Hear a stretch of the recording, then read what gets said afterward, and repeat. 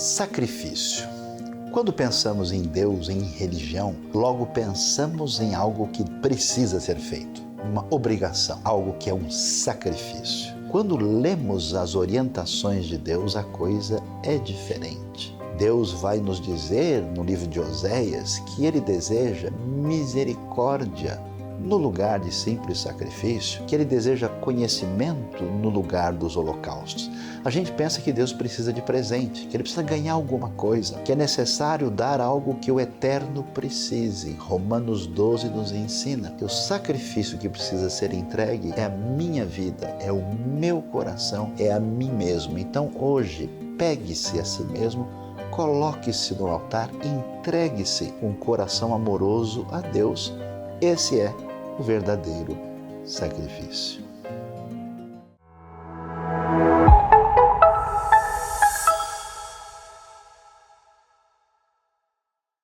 Bem-vindo para a nossa celebração da IBNU. É bom ter você conosco como povo de Deus reunido em todos os lugares do mundo e em vários momentos da história para reconhecer essa presença e o cuidado de Deus com o seu povo. Nós pedimos que você participe dessa celebração, mesmo estando em casa, cantando, orando e participando desse momento de compreender e pensar a respeito da palavra de Deus, como o momento de adoração que precisa ser essa celebração. Por isso, nós convidamos você a celebrar o cuidado de Deus conosco nesse momento.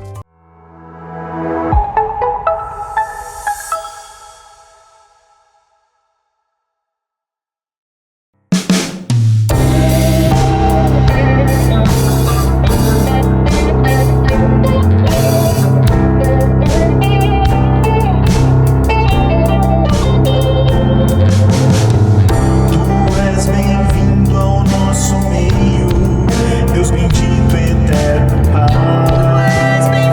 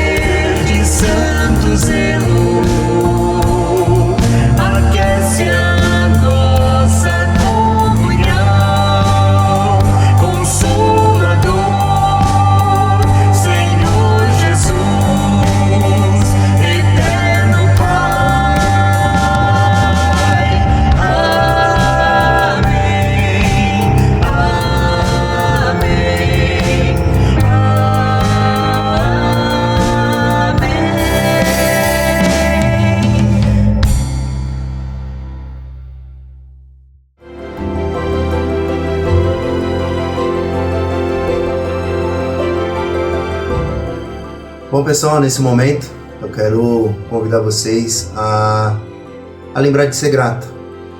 Nós temos um dia acontecendo, nós temos esse momento que é chamado de presente e quero lembrar você de ser grato.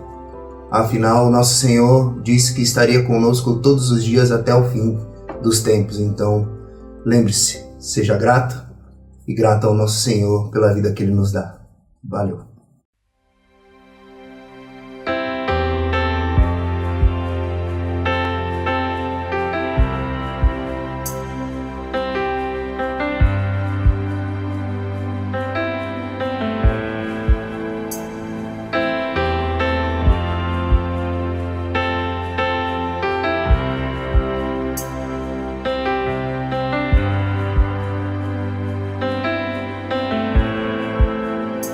Estás aqui, movendo entre nós. Te adorarei, te adorarei. Estás aqui, mudando destinos. Te adorarei, te adorarei. Estás aqui, operando milagres, te adorarei, te adorarei. Estás aqui, transformando nossas vidas, te adorarei, te adorarei. Meu Deus é o Deus de milagres, Deus de promessas, caminho no deserto, luz na escuridão. Meu Deus, este é quem tu és. Deus de milagres, Deus de promessas, caminho no deserto, luz na escuridão.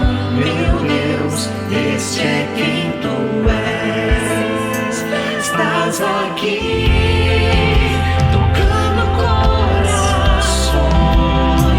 Te adorarei, te adorarei. Estás aqui, curando multidões.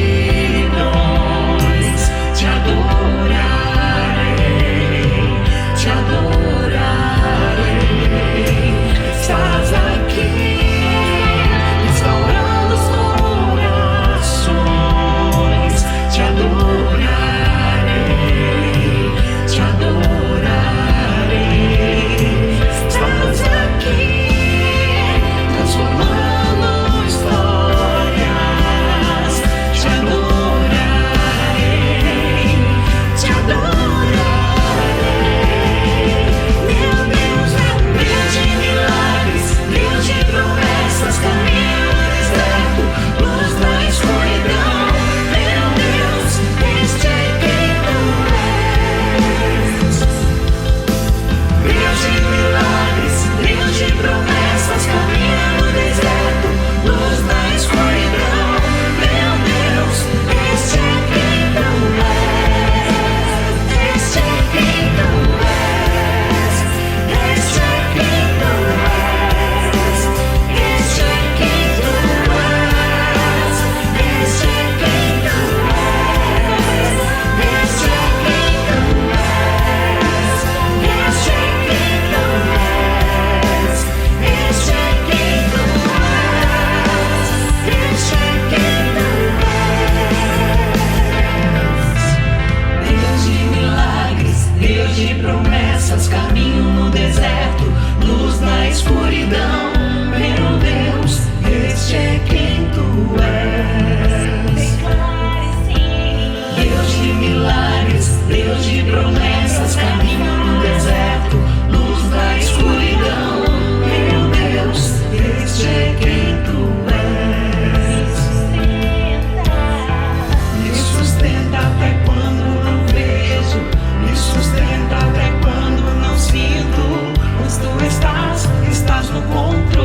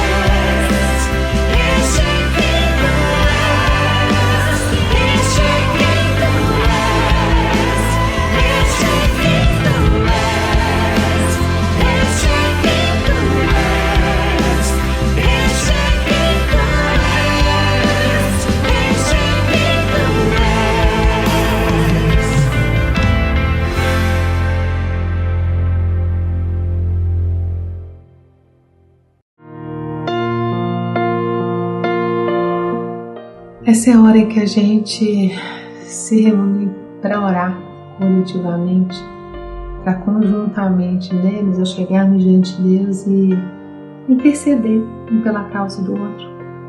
Vamos orar? Deus querido Pai amado, muito obrigado, Senhor, porque nós podemos nos achegar diante de Ti. Isso só nos é possível pelo mérito de Jesus Cristo. Muito obrigado por esse grande privilégio, porque ainda podemos fazer isso não sozinhos, mas acompanhados do Teu povo, distribuído pelos 4 cantos da terra. Obrigado porque o Senhor é um Deus bom, o Senhor é um Deus que ouve a nossa oração e que ainda se dispõe a atendê-la sempre que nós pedimos aquilo que promove a vida, é aquilo que nos aproxima de Ti, aquilo que honra o Teu nome. Senhor, cada um chega diante de Ti agora com a sua necessidade específica. Para alguns essa necessidade é física, a pessoa precisa, Deus, de um recurso para a manutenção digna da sua vida. Para outros a necessidade é psíquica, a pessoa precisa de paz para o seu pensamento, de consolo para o seu coração, de perdão para os seus erros. Concede, Senhor, por favor, esse recurso psíquico a quem precisa. Outros, Deus, precisam de recurso espiritual. Precisa entrar em contato novamente com o poder glorioso da ressurreição de Jesus Cristo, de avivamento no Teu Espírito, no Teu Espírito Santo, para o Espírito dessa pessoa. Por favor, Senhor, concede a quem precisa deste recurso espiritual, seja demanda física, psíquica ou espiritual, Senhor. Em nome de Jesus, nós te pedimos que o Senhor atenda a cada coração para a promoção da vida em cada um e para a glória do Teu nome. Senhor, e não só as súplicas, mas também a gratidão. Nós te agradecemos por todas as bênçãos, todos os dons e talentos que o Senhor tem derramado sobre nós. Obrigado por estes que nós vemos e tantos outros que nós sequer desconfiamos. Quantos livramentos! Muito obrigado, Senhor. Obrigado sobretudo porque o nosso nome está escrito no livro da vida e nada pode mudar isso. Nós somos ovelhas guardadas no centro da palma da Tua mão e ninguém pode nos retirar daí. Muito obrigado por isso, Senhor. Nós oramos a Ti, apresentando nossa súplica e gratidão, em nome de Jesus Cristo, com a intercessão do Teu Deus Espírito. Amém. Com nossas mãos levantadas rendemos louvor, com nossas mãos levantadas nos regozijamos, com nossas mãos levantadas aos céus, nós dizemos ao mundo que amamos o nosso Rei. Oh, oh, oh, nós amamos o nosso Rei. Oh, oh, oh, nós amamos o nosso Rei.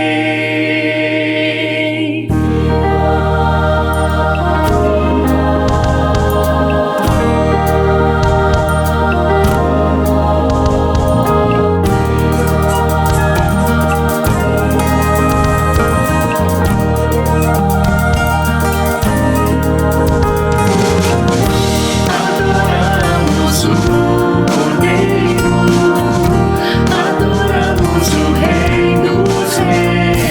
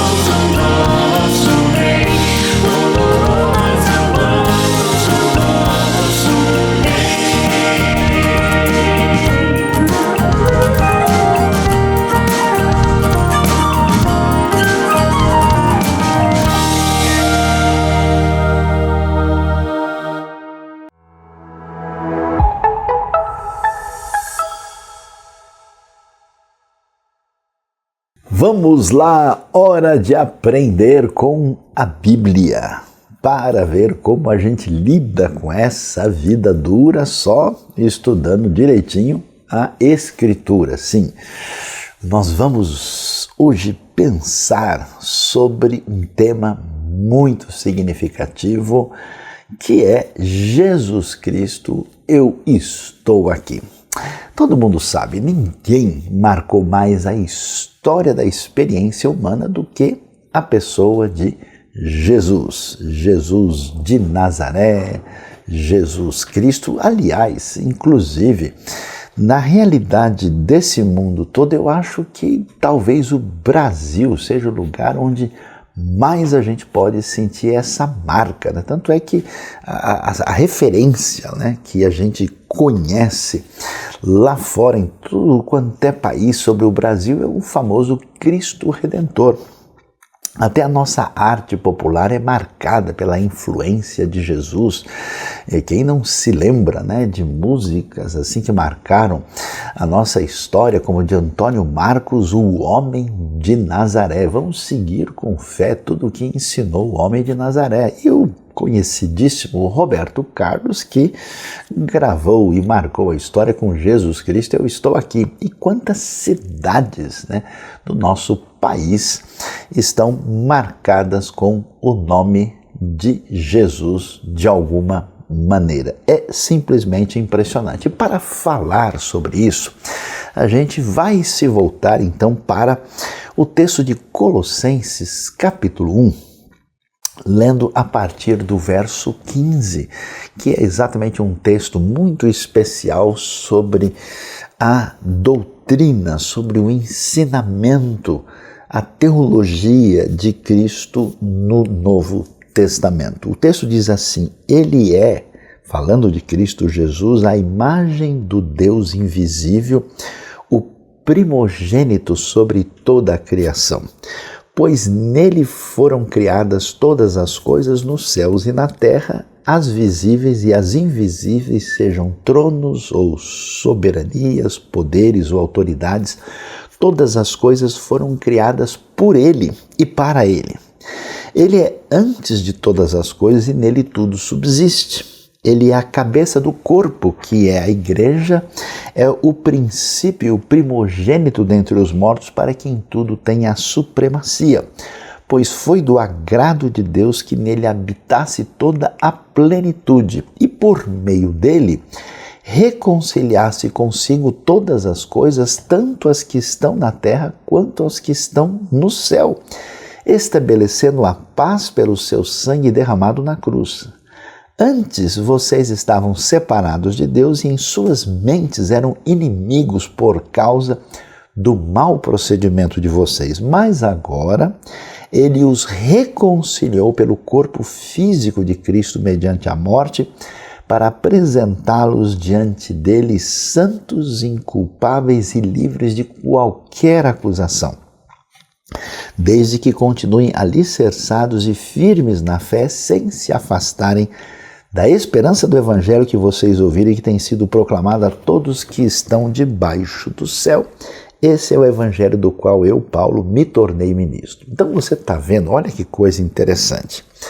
Naquele mundo antigo, estamos falando aqui da região de Colossos, né, que fica ali na região da Anatólia, muito pertinho da antiga cidade de Laodiceia e de Hierápolis, né? Paulo escreve quando está aprisionado em Roma, né, conforme o registro que temos no final do livro de Atos, e ele manda essa carta aos Colossenses naquele ambiente onde havia uma espécie de influência de perfil assim pré-gnóstico, onde um grupo de pessoas assim com a mentalidade confusa estava ensinando algumas coisas de natureza mística misturada com alguns cultos estranhos que havia naquela região e com alguns elementos também trazidos do judaísmo, fizeram uma espécie de mistura meio estranha e complicada, e Paulo então começa a perceber que eles não estão entendendo a centralidade do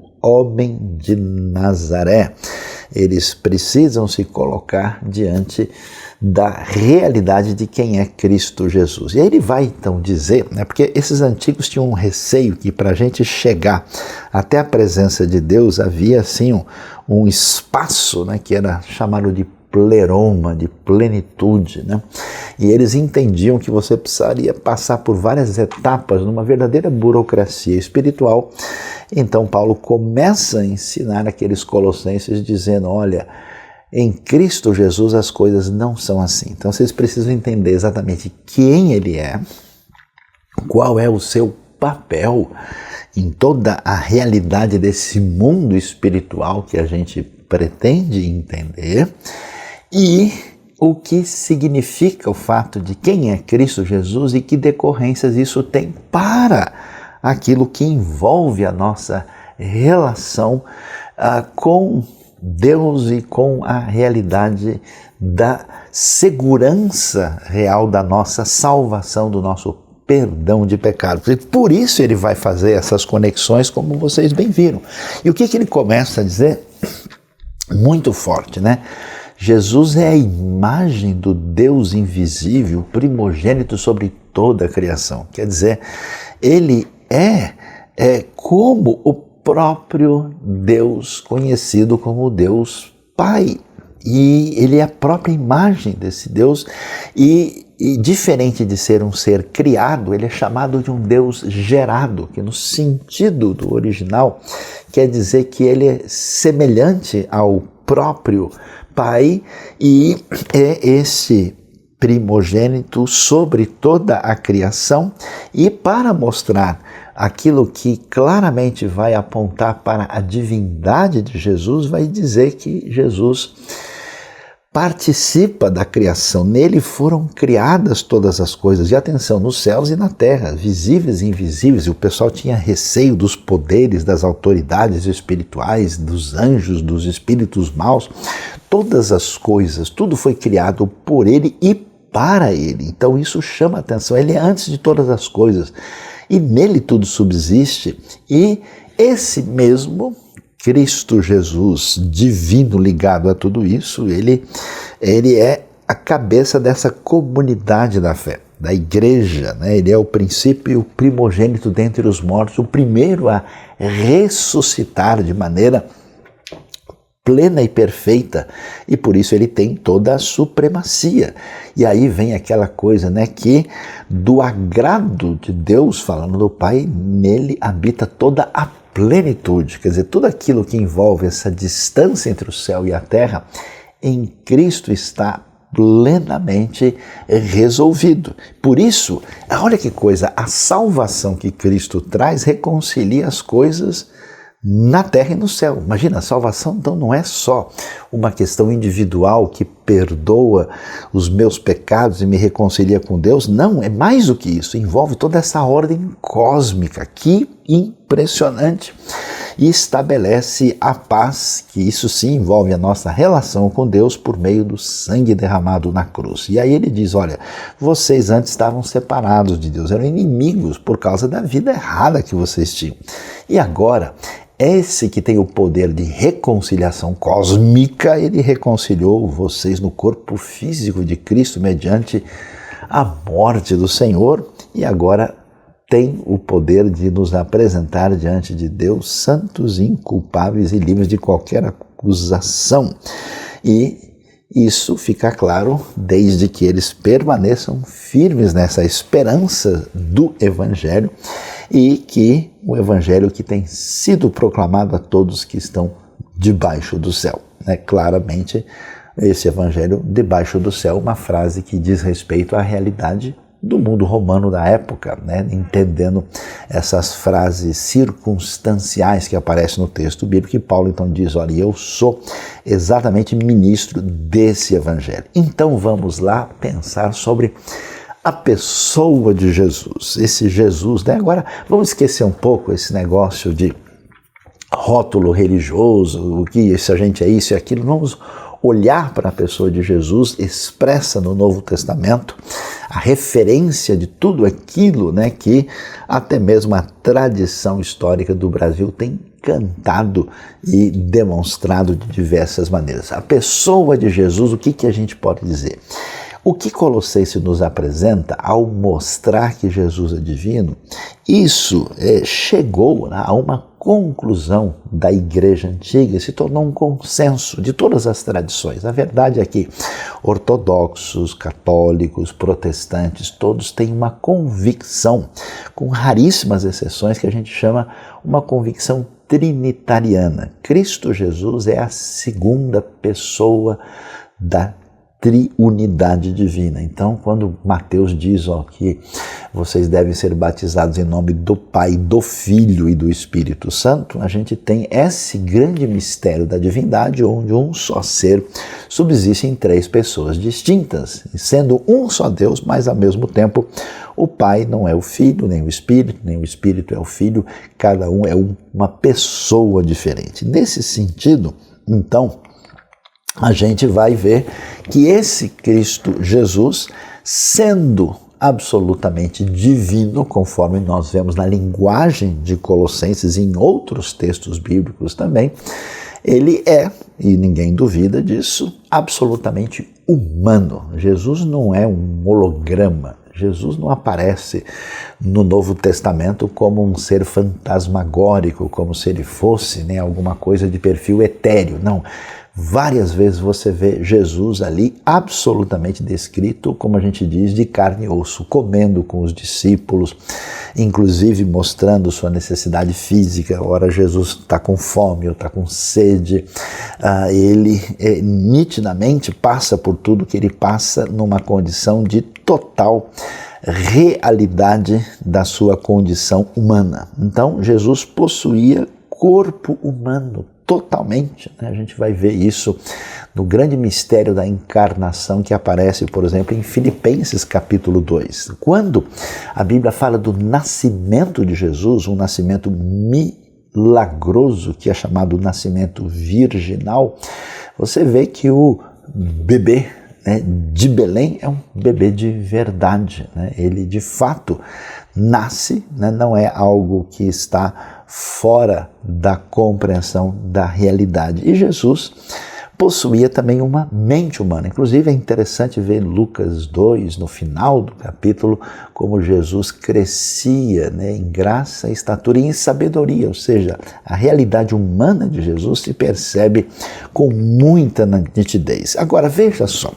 o interessante em Colossenses é que o apóstolo Paulo, ao falar desse Jesus divino e dos desdobramentos de quem ele é, do que ele fez, isso vai mostrar para a gente como, isso que é importante, porque às vezes você pensa assim, ficar discutindo esses elementos teológicos, essas coisas meio complicadas, não vai me ajudar a enfrentar a semana na segunda-feira. Pessoal, não é bem assim.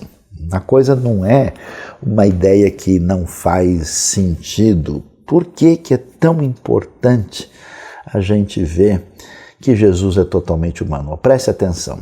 Na história da humanidade, as pessoas sempre foram atrás daquilo que a gente chama da referência do sagrado, do divino. Os seres humanos sempre perceberam isso, Estudiosos da experiência humana, que como Mircea Eliade, Rudolf Otto, foram pessoas que deixaram isso muito mais claro para os estudiosos da realidade, da experiência humana e na sua busca pelo sagrado. E quando se pensa no sagrado, o que as pessoas imaginam? Uma relação divina, poderosa, de alguém ou de algo, de alguma coisa que está muito longe, afastada de nós. Quer dizer, quase que um Deus inacessível. Já outras perspectivas de explicação do sagrado, quer dizer, o sagrado está tão aqui do nosso lado que a gente nem percebe a diferença entre um ser limitado, humano, frágil e o sagrado, quando a gente vê todas as coisas divinizadas, como é uma visão animista da vida.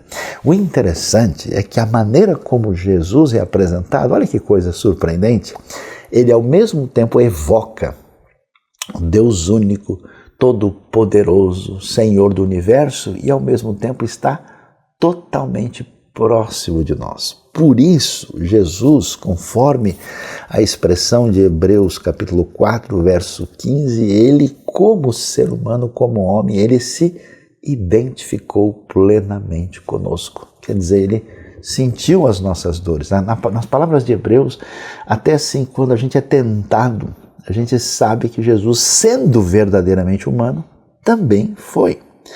E é tão importante entender isso, por quê? Porque a gente sabe, né, vendo aí aquele centro do entendimento de quem é Cristo Jesus, né, na narrativa dos evangelhos, falando da sua morte na cruz em nosso lugar, em nosso favor.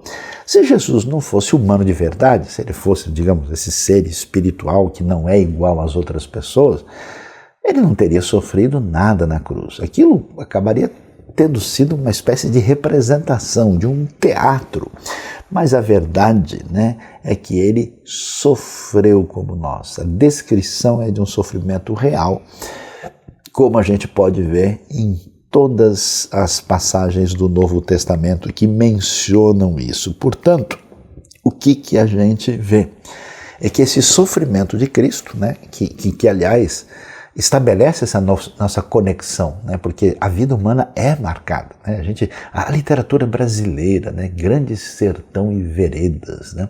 A experiência humana, os grandes filósofos, por exemplo, do século XX, foram aqueles que chamaram atenção para o sofrimento humano, né? Você vai ver como isso ganha destaque, né?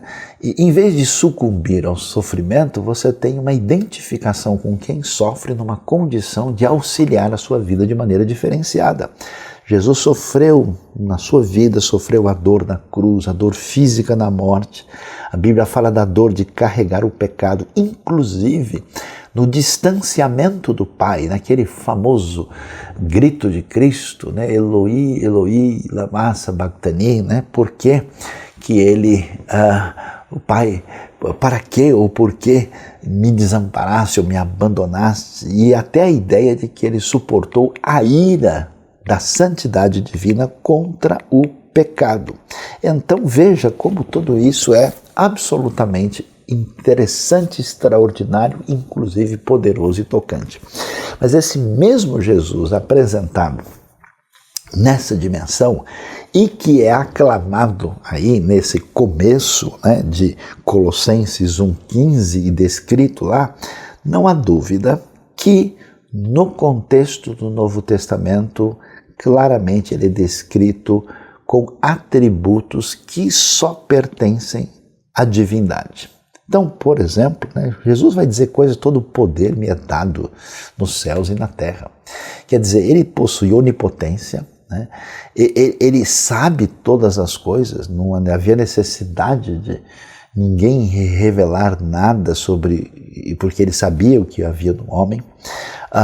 Ele fala, né, na sua ascensão que eu vou estar com vocês, né, todos os dias até o fim dos tempos, até a consumação dos séculos, e fica claro que Jesus possui imortalidade. Então, os textos que apresentam certos atributos de Jesus no Novo Testamento são textos que só fazem sentido para aquele que de fato é alguém que é divino de verdade, né? Por isso que a gente vai ver lá no livro de Hebreus, né, quando a gente lê a superioridade do Filho, os atributos ali apresentados, inclusive merece destaque, né, o texto que vai aparecer lá no verso 7 ou 8, quando ele faz a citação do Salmo 45, versos 6 e 7,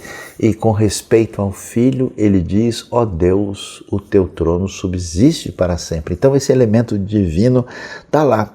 E isso é tão assim decisivo, por quê? Porque preste atenção, se Jesus não é divino, como algumas pessoas que tentam interpretar, né, esse grande Cristo Jesus, maior referência da história humana, Como é que Jesus pode aceitar que alguém, ainda mais naquele contexto judaico, se ajoelhe diante dele e o trate como divino, como acontece, por exemplo, em João 9,38. O Filho recebe honra e adoração que só são devidas a Deus. Então, nesse contexto, a gente percebe que ou Jesus é divino de verdade e essas atitudes de reconhecimento das pessoas que chegam se prostrando diante dele fazem sentido, ou ele está aceitando uma coisa absolutamente proibitiva e até mesmo, podemos assim dizer, blasfemadora. Então não faz sentido. Então o que a gente percebe? Que o mistério da revelação desse Cristo Jesus tão discutido em Colossenses capítulo 1, vai nos mostrar que Jesus é ao mesmo tempo nesse mistério divino e humano. Inclusive, é interessante, não é que uma hora ele era divino, aí no outro dia ele ficava humano, ou ele ganhou a divindade em algum momento da história. Não.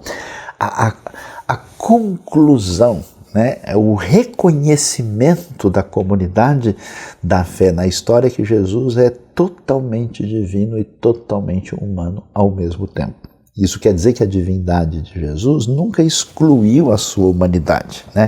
A conclusão da história da Igreja de Cristo é que nós não temos como separar as duas naturezas de Cristo, ou seja, Jesus é divino e humano ao mesmo tempo.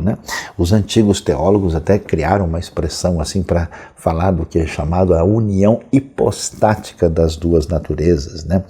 Então, claro, Jesus como humano, como ele mesmo é descrito em Filipenses 2, que ele abriu mão de usar a plenitude da sua divindade sem nunca deixar de ser divino, e é claro que os seus atributos divinos permaneceram existentes e ali de maneira intermitente enquanto ele, encarnado, ali atuou no grande projeto de redenção apresentado no Novo Testamento. Agora, você pensa comigo, Sayão, achei bonito, as palavras são interessantes, a gente está diante desse Jesus que o pessoal canta Jesus Cristo, eu estou aqui, mas que diferença isso faz? Eu acredito em Jesus, Jesus é a maior referência para mim, ele é o grande Messias, ele é tudo isso, mas se ele é divino ou não, isso não interfere muito na minha fé. Será? Será que tudo isso que Colossenses 1 nos está nos dizendo não tem uma razão especial? Então preste atenção aqui. Por que entender que Jesus é divino é tão importante no Novo Testamento? Porque somente o sacrifício de alguém que era de fato divino poderia ter valor eterno e infinito. Se Jesus é só um profeta a mais, ou um profeta um pouco maior que os outros, se a gente pode colocar, tem Moisés aqui, tem Davi, tem Jesus, isso quer dizer que a morte de Jesus não poderia de fato ter condições e poder para perdoar os pecados de alguém. Seria como a morte de qualquer pessoa. Para que a morte de Cristo tenha valor e condições reais de perdoar pecados, tem que ao mesmo tempo ser uma morte verdadeira. Nesse sentido, Jesus é plenamente humano e ao mesmo tempo ele precisa ser alguém que ao morrer, na sua condição ali de encarnado, de ter uma morte capaz de pagar pelos pecados da humanidade, ter valor infinito. Um sacrifício de um mero ser humano, de um pecador, não poderia de fato perdoar o pecado de ninguém. Além disso, é tão interessante essa coisa assim extraordinária da revelação cristã, porque a gente pensa aqui, qual que é a nossa questão fundamental? É a nossa relação de meros humanos limitados, mortais e pecadores com o Deus infinito, eterno, criador do universo. A pergunta é como é que a gente faz essa conexão, essa ponte entre os dois. Olha lá, só alguém que é verdadeira e plenamente Deus que pode ser um mediador entre Deus e o homem. 1 Timóteo 2,5 vai dizer que Jesus é o único mediador entre Deus e o homem. Isso tanto para nos levar de volta a Deus, né? E como também para revelar a Deus para nós da maneira mais completa. Quer dizer, somente alguém que Jesus vai dizer, né? Ele vai assustar os religiosos do seu tempo, lá em João 8, dizendo que ele desceu do céu, né? Falando de Deus como seu Pai. E vai dizer frases do tipo, antes que Abraão existisse, eu sou. Quer dizer, só quem é divino de verdade pode nos apresentar Deus da maneira que Deus deve ser conhecido. E somente alguém que está nessa realidade humana pode, de fato, nos levar de volta a Deus. Então, esse sentido de mediador ganha um destaque especial quando a gente compreende essa relação tão misteriosa e poderosa da divindade e humanidade de Jesus. O interessante é que todo o tempo, quando a promessa divina lá desde as páginas do Primeiro Testamento apresentaram a partir dos profetas, era o seguinte, que um dia vai chegar a salvação. E ao prometer essa salvação, a salvação sempre foi dita, a salvação vai ser trazida pelo Senhor. Do Senhor virá a salvação. Todo aquele que invocar o nome do Senhor será salvo. É desde o começo. Isso quer dizer que salvar de verdade, nenhum ser humano tem condições. Na verdade, cá entre nós, nem de salvar a si mesmo. Então, a salvação trazida precisava vir de alguém que é divino. Só Deus, de fato, pode salvar. Tanto é que o próprio nome de Jesus é um nome que significa, na verdade, o Senhor, né, o Eterno, o Yud-Rei, Vav-Rei, né, o grande Deus único, ele trará a salvação.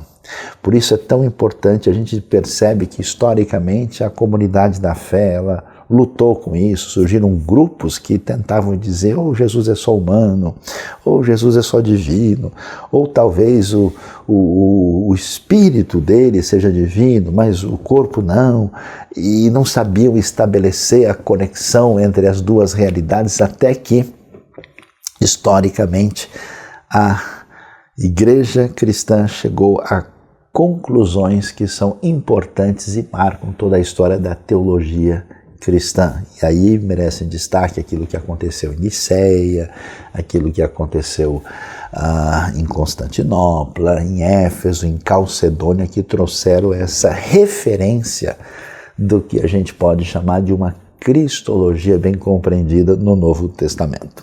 Agora, quando a gente entende isso, e o que a gente está entendendo está em sintonia com isso que Colossenses apresenta, você vê que Colossenses 1 tem essa transição direta de descrever quem é Jesus para mostrar a importância disso para a obra de redenção.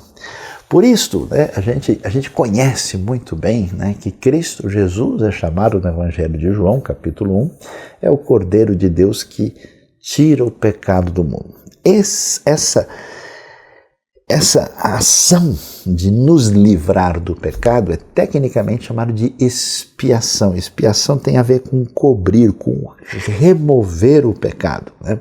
Uma outra palavra interessante que vai aparecer nessa linguagem bíblica teológica é a propiciação, que é desviar a ira divina do pecado, naquilo que envolve a rejeição da parte de Deus com tudo aquilo que tem a ver com essa realidade do pecado, né? E aí, então, a gente vai ver que o fato de Jesus ser totalmente divino e humano e ter feito a sua obra em nosso favor, de fato é absolutamente adequada, perfeita e eficaz. Esse Cristo Jesus, com uma natureza humana sem pecado e, ao mesmo tempo, com uma natureza divina. E aí, o que acontece? Olha só o desdobramento disso. Olha o grande mistério da fé que precisa ser entendido.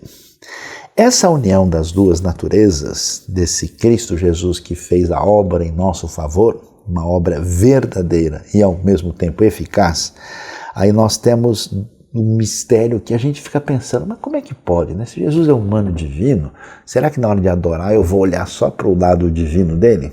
Deixa eu pensar só em Jesus divino para não adorar nada humano. E na hora de eu lidar, né, com Jesus em outros aspectos, eu tenho que olhar só para o lado humano. E olha o que os bons teólogos entenderam sobre essa questão. Da natureza divina para a natureza humana, o que é que se conclui?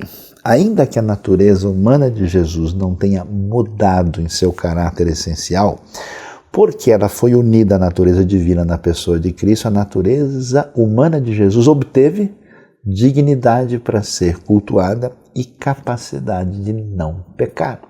Jesus, sendo humano, vamos assim falar diretamente, ele estaria em condições de possivelmente pecar, até porque a tentação era real.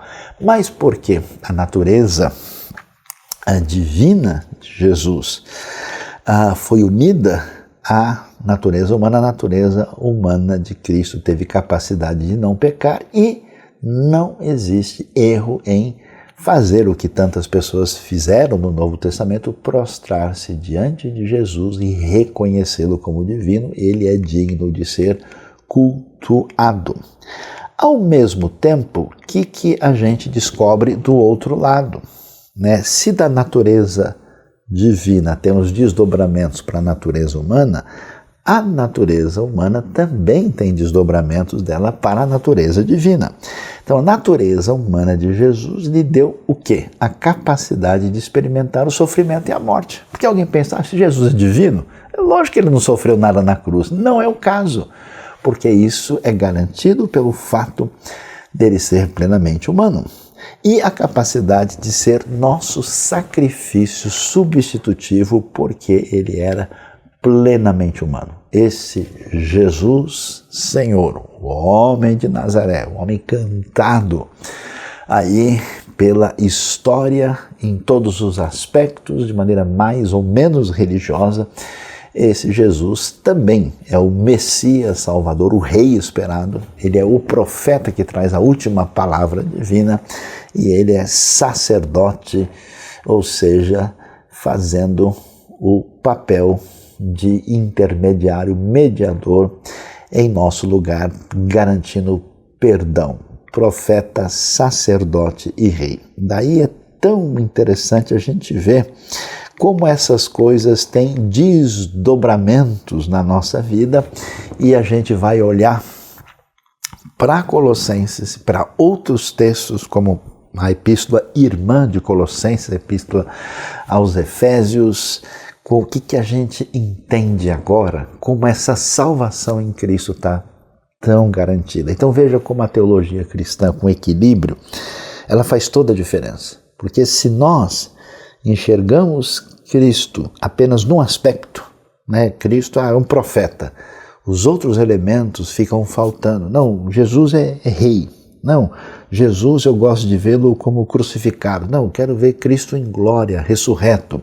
Não, eu gosto de ver Cristo humano, sofrendo ali, descrito como vemos em Lucas. Não, eu penso em Cristo como divino, conforme a gente vê no Evangelho de João. Então veja, não é um aspecto da teologia um contra o outro, mas é a totalidade desse santo mistério da fé, com esses elementos entremeados para certamente nos trazer aí a plenitude da revelação de Deus para nós. Por isso, porque Cristo é o que é, a gente tem plena segurança e convicção de salvação. Agora eu entendo, porque tem pessoas que dizem, Saião, tal dia eu cometi tal erro, eu acho que eu não tenho mais condição de ser aceito por Deus. A pessoa não entendeu a obra da redenção. Olha, aconteceu um negócio, eu fiquei meio chateado, eu estou com depressão, eu tive um problema assim, então com certeza Deus não está mais em conexão comigo. Quer dizer, a pessoa não entende a grandiosidade, ela não entendeu de fato que ela precisa cantar e dizer, Jesus Cristo, eu estou aqui para desfrutar do que significa essa grande salvação. E você quer ver?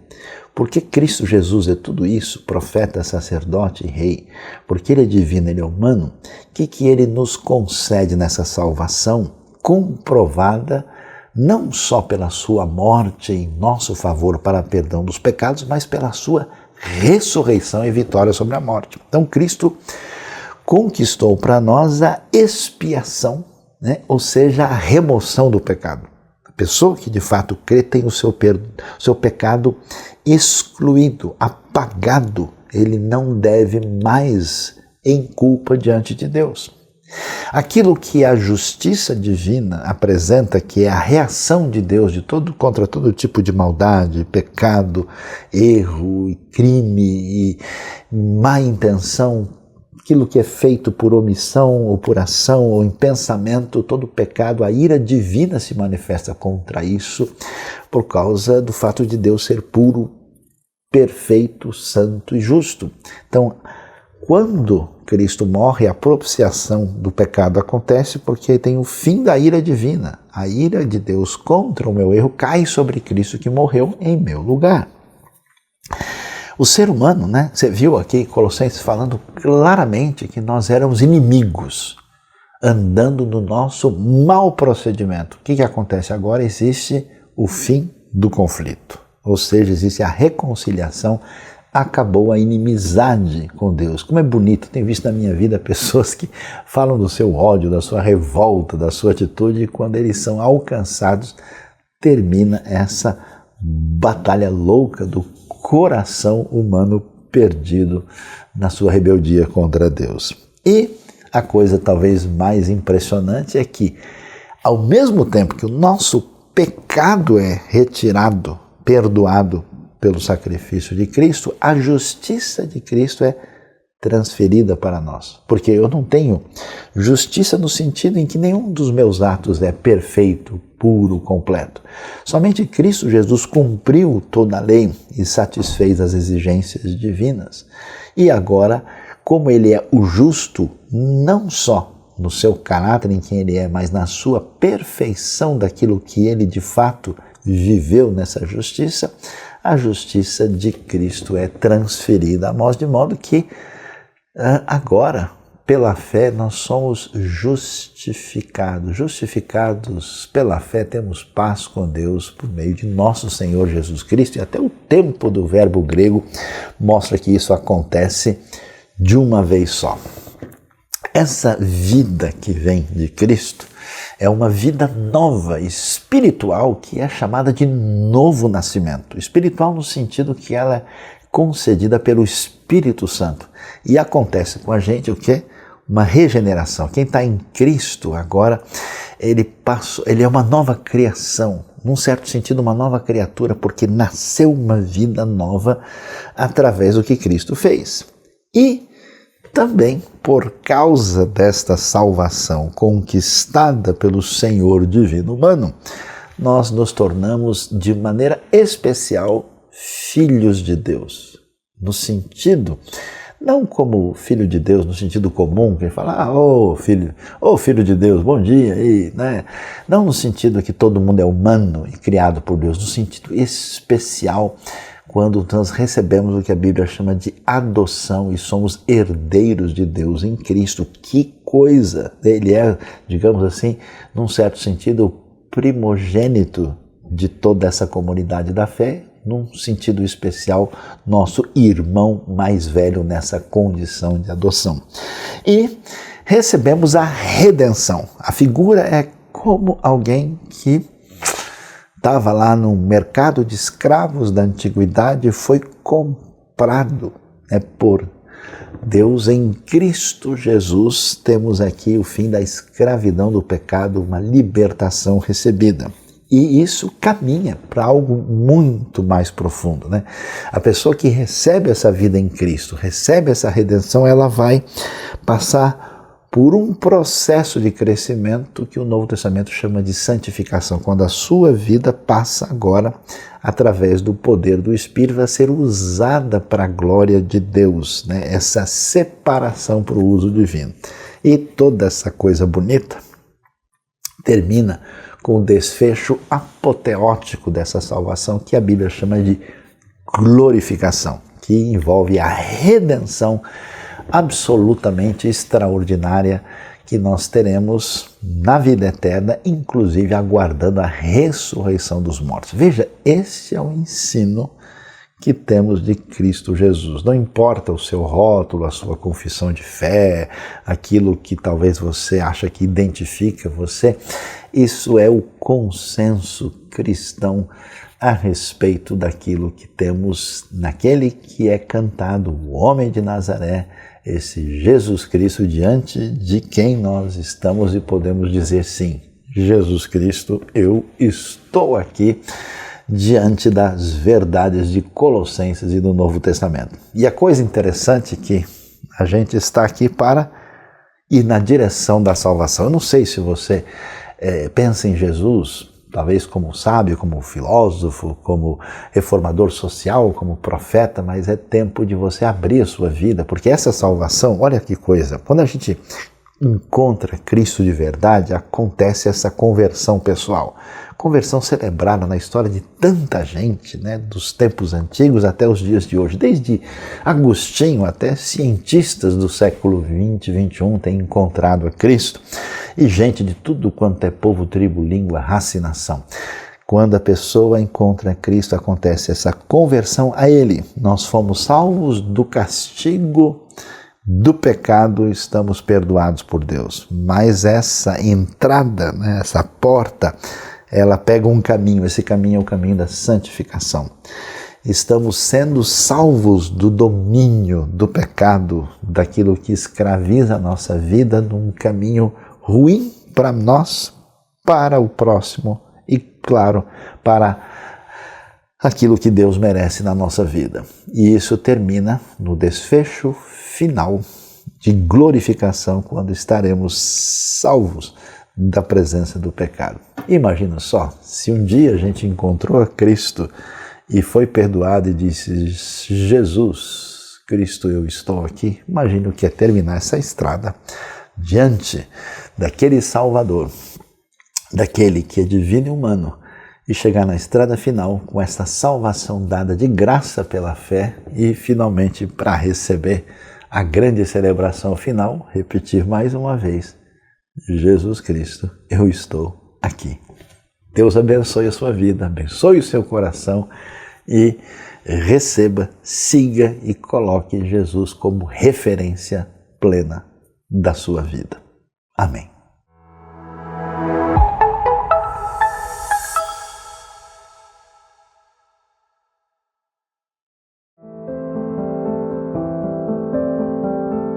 E nesse momento, eu gostaria de desafiar você e a mim também, né, a adorar a Deus, a louvar a Deus através do que a gente tem. Mas, mais do que isso, saber que Deus, Ele não precisa nem de você nem de mim para fazer a obra dele. É saber que Ele está agindo o tempo todo e estão acontecendo coisas maravilhosas pelo mundo.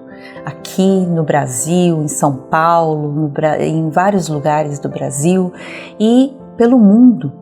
E a gente tem projetos, a IBNU tem projetos nesses lugares, em vários lugares do mundo também, onde estão acontecendo coisas muito preciosas. Pessoas conhecendo a Jesus, pessoas voltando para Jesus e fazendo diferença também para alcançar outras pessoas. Então, nesse momento, gostaria de chamar você a fazer parte disso, porque Deus, Ele dá o privilégio de fazer parte dessa obra. Então, eu gostaria de orar junto, como entrega a Deus dessa oferta, desse dízimo, dessa gratidão a Deus, e que você possa participar com tudo que você tem nessa obra tão preciosa. Vamos orar? Senhor, nós te louvamos, nós te agradecemos, porque Tu és maravilhoso, Tu és perfeito em tudo que fazes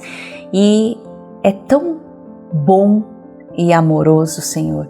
Nós queremos participar disso, agradecendo, entregando a nossa oferta, nossa adoração através disso, e que o Senhor alcance, faça a transformação que o Senhor deseja na vida dessas pessoas que o Senhor tem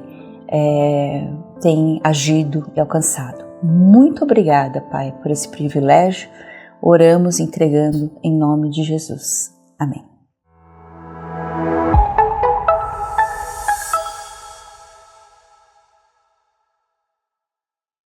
Obrigado por ter participado desse momento de celebração com a gente aqui na IBNU. A gente pede que você também participe da IBNU no restante da semana, dos nossos cursos, das nossas programações, e participe da vida da igreja, levando essa mensagem ao maior número possível de pessoas, levando essa mensagem da forma mais viva e autêntica possível para outras pessoas que você pode abençoar, compartilhando também essa celebração e tudo aquilo que a gente tem feito aqui no canal da IBNU. Por isso a gente pede para você compartilhar esse conteúdo, se inscrever no nosso canal e também fazer parte do anúncio dessa mensagem do Evangelho em todos os lugares.